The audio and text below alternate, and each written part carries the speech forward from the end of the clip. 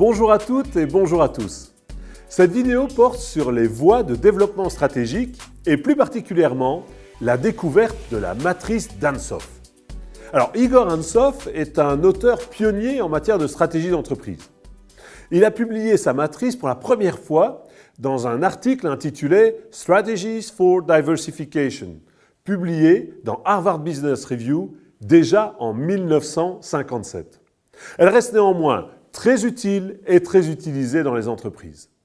Alors l'objectif de la matrice d'Ansoff est de faciliter la prise de décision des dirigeants en présentant de manière simple les différentes voies et choix stratégiques qui s'offrent à l'entreprise au niveau corporate. Alors elle offre un cadre pratique pour évaluer les différentes voies de développement possibles pour faire croître l'entreprise.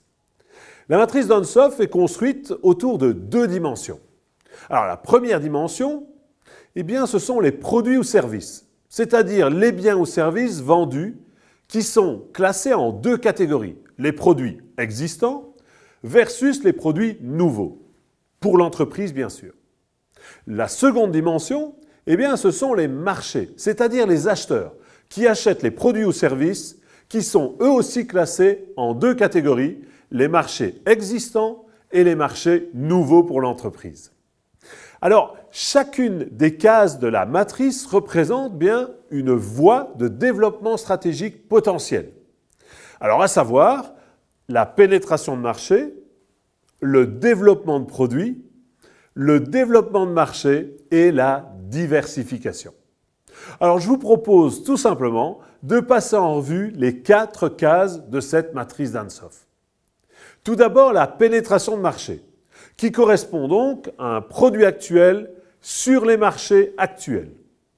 La pénétration de marché consiste donc à vendre plus de produits ou services existants dans le portefeuille de l'entreprise sur les marchés existants, c'est-à-dire vers ses clients actuels, et ainsi accroître sa part de marché. On peut penser par exemple à l'élargissement de la gamme d'un produit.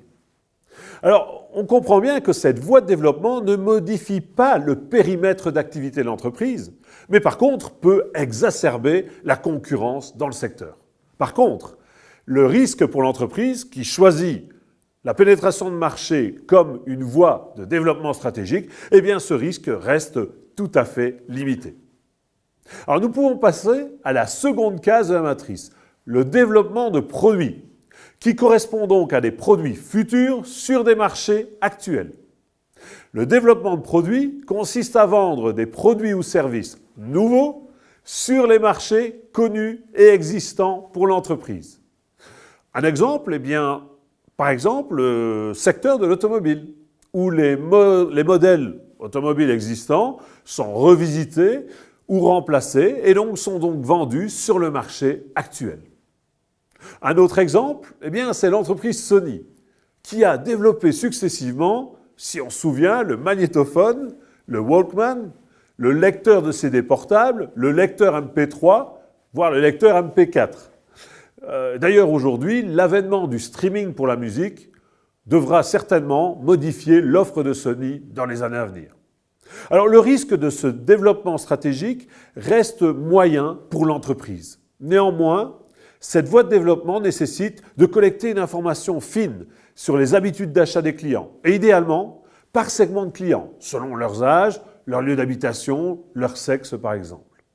L'objectif visé est d'assurer un taux de fidélité élevé des clients actuels en proposant continuellement le produit qui répond le mieux à leurs besoins. Alors nous pouvons passer maintenant à la troisième case de la matrice, le développement de nouveaux marchés, qui correspond donc à des produits actuels sur des marchés futurs, des marchés nouveaux. Il s'agit d'une gamme de produits existantes que l'on décide de lancer sur un nouveau marché. Cela veut dire que le produit reste donc identique, tout en étant vendu à une nouvelle cible. Alors par exemple, un exemple bien belge, c'est la PME Icewatch. L'entrée sur le marché chinois correspond à un développement du marché pour ces montres. Souvent, ce type de voie de développement va nécessiter l'ajout de nouveaux canaux de distribution. Par exemple, la vente en ligne ou la vente via catalogue ou bien la création de forces de vente sur de nouveaux territoires. ou encore la recherche de partenaires de distribution sur ces nouveaux territoires ciblés, sous la forme d'agents, de courtiers, de distributeurs ou de revendeurs. L'objectif visé est de couvrir un plus large territoire sans apporter de modifications sensibles à ces produits actuels. La quatrième et dernière case porte sur la diversification, qui correspond à des produits futurs, nouveaux, sur des marchés futurs, nouveaux également. Alors la diversification de la matrice d'Ansoff consiste à introduire ces nouveaux produits ou services sur ces nouveaux marchés. Cette stratégie de voie de développement est bien sûr beaucoup plus risquée que les trois présentées précédemment. Alors, une question reste ouverte au terme de la présentation de cette matrice d'Ansoff. Mais où se cachent les diversifications liées et non liées que nous avons déjà abordées? Et finalement, elles ne sont pas explicitement mentionnées dans cette matrice. Alors peut-être, pour rappel, la diversification liée signifie que l'entreprise fait le choix de se développer dans des activités qui ont des points communs avec son métier de base et d'origine, afin de bénéficier de synergies entre ces domaines d'activité stratégiques et de mettre en commun des ressources et des compétences. Alors que la diversification non liée ou conglomérale signifie que l'entreprise fait le choix de se développer dans des activités qui n'ont pas de points communs avec son métier de base.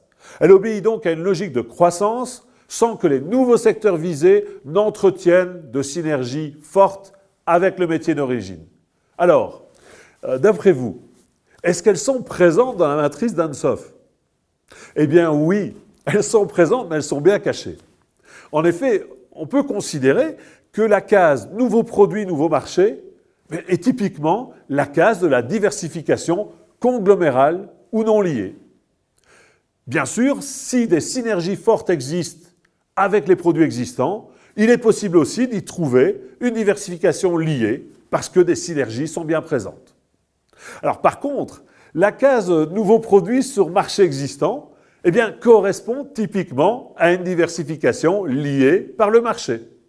Et la case « Produits existants, nouveaux marchés » à une diversification liée par la technologie ou le produit.